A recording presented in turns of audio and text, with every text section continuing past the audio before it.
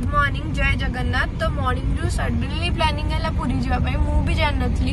तो बाबा कहले कि आमे पूरी जावा तो सडनली प्लानिंग है आमे ऑन द वे जाऊचु पूरी। फर्स्ट आम सी बीच जीवु सेठी किछि मस्ती करके देन जगन्नाथ मंदिर। तो गोटे न्यू पर्सन आम सहित जॉइन कले मामू।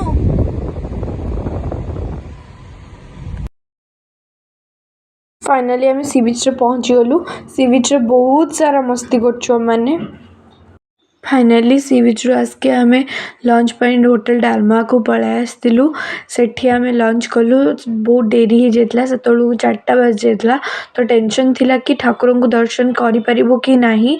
बहुत जल्दी हमको घर को भी फेरिबार थिला। तो सेठी कि सेठी खाई कि आम डायरेक्ट बाहरी गलु जगन्नाथ दर्शन पाई। पहुँची गलु जगन्नाथ पाखे। निश्चय कमेंट करेंगे, शेयर करेंगे, सब्सक्राइब करने को जमा भी भूलिए। नेक्स्ट ब्लॉग रे आपण सहित देखा।